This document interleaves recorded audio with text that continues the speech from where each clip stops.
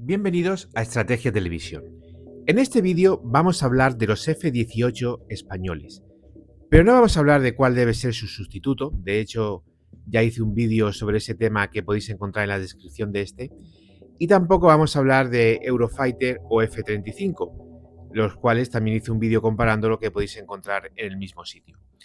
Vamos a hablar un poquito de historia y sobre todo vamos a hablar de las lecciones que nos deja el F-18 en España.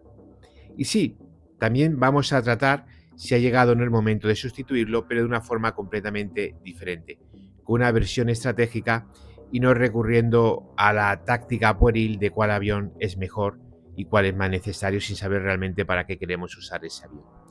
Cuando llegó el F-18 a España, en ese momento España tenía un gobierno socialista. Era un socialismo completamente diferente al actual, era un socialismo democrático que perseguía a los asesinos terroristas que mataban a los militares españoles, no pactaba y gobernaba con ellos como pasa hoy en día. Ese socialismo cambió muchísimas cosas, unas para bien, otras para mal, pero supuso un soplo de aire fresco para las Fuerzas Armadas españolas.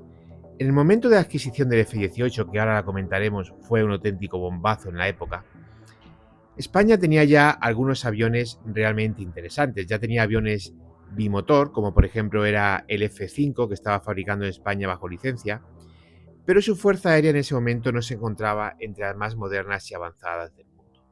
Sin embargo, la llegada del F-18, que como he dicho anteriormente fue un auténtico bombazo, porque el F-18 era un avión embarcado, era un avión que utilizaba la Armada de Estados Unidos en sus portaaviones, y de hecho no ha sido un avión muy exportado, lo ha tenido Australia, ahora tiene una versión de ataque y de guerra electrónica. Lo tuvo también Kuwait, lo tuvo creo que Suiza, si no me equivoco, y Finlandia. Ese estoy seguro al 100% que sí lo tuvo. No ha sido, como por ejemplo puede ser el caso del F-15 o el caso del F-16, un avión tan exportado. Y cuando lo adquirió España fue ciertamente un bombazo, porque estábamos adquiriendo para nuestro ejército del aire un avión embarcado. Pero al final se ha demostrado que ha sido un auténtico éxito.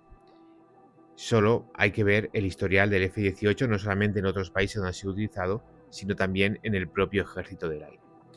El F-18 no solamente dotó a España, un país con una gran extensión territorial, mucho más grande aún, teniendo presente las Islas Canarias, de un cazabombardero bimotor.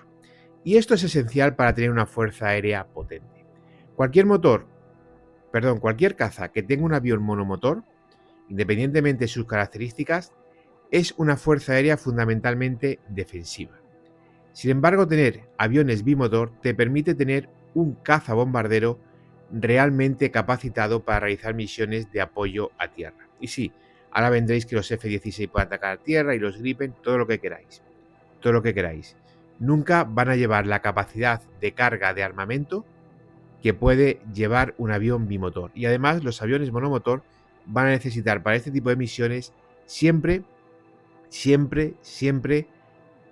combustible externo, esos depósitos de combustible externo, y ya sabemos que cuanto más depósito para aumentar el alcance, menos espacio hay para cargar armas, que ya de por sí en un avión monomotor es un espacio bastante reducido. Sin embargo, los aviones bimotor en este aspecto tienen mucha más capacidad de superficie de carga, tanto debajo de las alas como debajo de la propia estructura del avión, de la propia panza del avión, y obviamente, aunque sean dotados con tanques de combustible externo, ya de por sí ellos mismos cargan prácticamente de forma interna el doble de combustible que los F-16. Por ejemplo, el caso del Eurofighter español, si comparamos con el F-16. Entonces, que el ejército del aire se dotase de un avión bimotor le dio unas capacidades que hasta ese momento realmente no tenía. Fue un salto enorme, amén de lo que significaba tener un avión moderno y avanzado, sobre todo en esa época donde el F-18 era prácticamente un auténtico icono de la aviación mundial. Primero se adquirieron, para empezar, aviones de segunda mano provenientes de la US Navy que fueron directamente a Canarias, los que ahora mismo estamos sustituyendo por los Eurofighters. Y luego ya se completó un lote completo, se completó un pedido completo de cazabombarderos para el ejército del aire que fueron a Torrejón y a Zaragoza.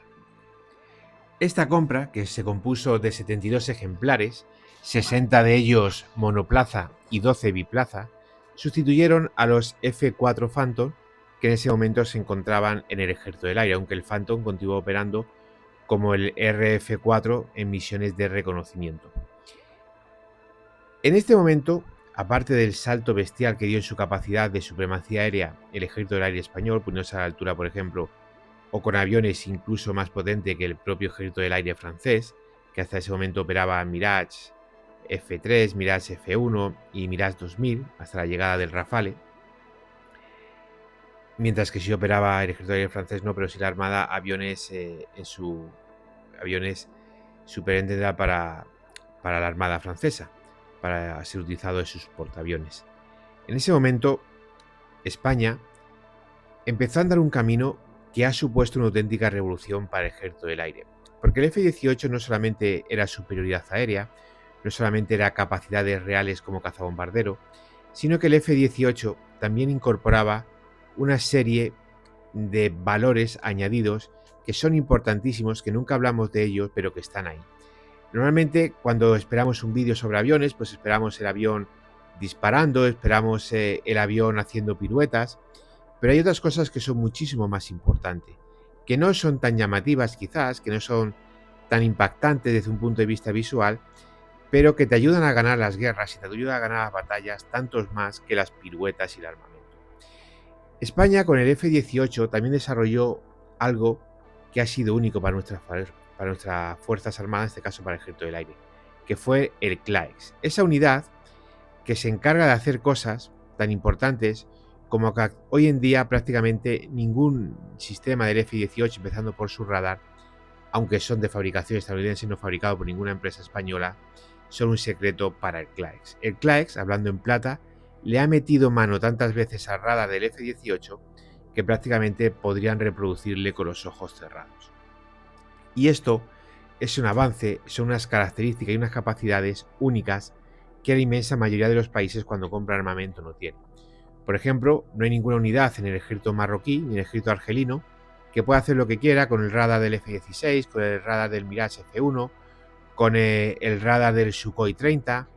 No pueden hacer eso, pero hay muy pocas unidades en el mundo que puedan hacer eso, que tengan esa capacidad, que tengan ese conocimiento y que tengan esas cualidades y esa inteligencia para poder operar como opera el CLAES con los cazabombarderos españoles. Y esto se debió, entre otras cosas, gracias al F-18. Además, el F-18 fue un avance bestial en las doctrinas españolas. Si bien es cierto que España en ese momento ya tenía aviones bimotor, como eran el Phantom y el F-5, la potencia y las capacidades del F-18 aumentaron significativamente todo lo que era la doctrina militar española. El F-18 básicamente consistió en coger a España y sacarla del siglo XX para meterla en el siglo XXI. Fue todo un éxito. Pero además el F-18 aportó a España una serie de capacidades que hasta ese momento España o el Ejército del Aire español no tenía. Y luego posteriormente todas estas capacidades las hemos ido viendo desarrolladas junto con nuestros aliados, con los países de la OTAN, en misiones, por ejemplo, sobre el mar Adriático, sobre la antigua Yugoslavia, pero también en otra serie de misiones internacionales, las últimas, la más reciente, esa especie de presencia, porque cuando hablamos de protección y mandamos 5 cazas, yo si fuese lituano, letonio o estonio no estaría muy protegido con 5 cazas. Pero bueno, estos 5 cazas que España, creo que he dicho cazas, perdón, estos 5 cazas que España suele enviar a los países bálticos, o incluso también en los despliegues que se hacen en Rumanía, son una muestra más de la capacidad de interoperabilidad entre distintas fuerzas aéreas, algo que se consigue compartiendo obviamente procedimiento y compartiendo capacidad operativa, pero que es fundamental para ello disponer de una aeronave que responda, disponer de una aeronave que sea capaz de dar la talla. Además, hablábamos antes del CLAES, el F-18 ha servido como banco de pruebas para múltiples capacidades de las Fuerzas Armadas Españolas. De hecho, el F-18 fue utilizado para disparar el primer misil de crucero que disparaba el Ejército del Aire Español, que fue el Taurus en la República Sudafricana, allí en el campo de de instrucción de tiro que tiene la empresa sudafricana Dene cerca del Cabo. Estamos hablando de que el F-18 como plataforma y como capacidad de multiplicador de fuerza en este aspecto, no para el Ejército del Aire, sino para los propios componentes del Ejército del Aire, ha sido capaz de desarrollar toda una serie de habilidades que han permitido que luego, posteriormente, veamos cosas como ha pasado con ITP Aero, como ha pasado, por ejemplo, con las empresas, que no me acuerdo bien su nombre, pero que fabrica una pintura propia para ocultar los aviones y ha sido certificada, entre otros, por los propios Estados Unidos. O, por ejemplo, con la propia Indra para desarrollar su parte correspondiente en el Captor del Eurofighter. ¿Y por qué estoy contando todo esto? Pues por una forma muy sencilla, porque creo que explicando todo esto que he dicho durante estos 10 minutos, nos debe de llevar a mostrarnos, a revelarnos cuál debe ser el paso para el futuro avión que le sustituya. El F-18 dio un salto de calidad al ejército, un salto enorme, y puso al ejército español, al ejército del aire en este caso, en una dinámica en la cual no se encontraba, sobre todo después de haber abandonado el proyecto Super Saeta y los cazas a reacción. Ahora el nuevo caza no debe ser un paso atrás. El nuevo caza debe de suponer otro salto enorme para el ejército español. No debemos retroceder como estamos haciendo en otros aspectos, sino que debemos de ser capaces de avanzar. No debemos de adquirir un caza que no suponga un desarrollo tecnológico para España. No debemos de adquirir un caza que para querer incorporarle un misil o para querer incorporarle cualquier tipo de sistema tengamos que pedir permiso a una tercera nación. No debemos de incorporar un caza que le reste capacidades al CLAEX. No debemos de adquirir un caza que no suponga un avance y un salto para las empresas españolas. Es decir, no debemos adquirir un caza que vaya hacia atrás, que nos haga hacer el cangrejo. Ya no voy a entrar, ya di mi opinión de cuál debería ser el caza, y ahí tenéis el vídeo para el que quiera verlo.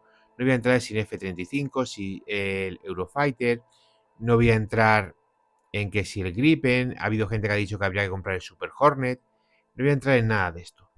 Lo que sí tengo muy claro es que el sustituto, en primer lugar, debe ser complementario al Eurofighter. Recordemos que cuando se adquirió el Eurofighter se hizo como avión de superioridad aérea, aunque ya la Tranche 2, la 3 y la 4 ya es un cazabombardeo en toda regla. Es el Strike Eagle F-15 para España y para los países que operan Eurofighter.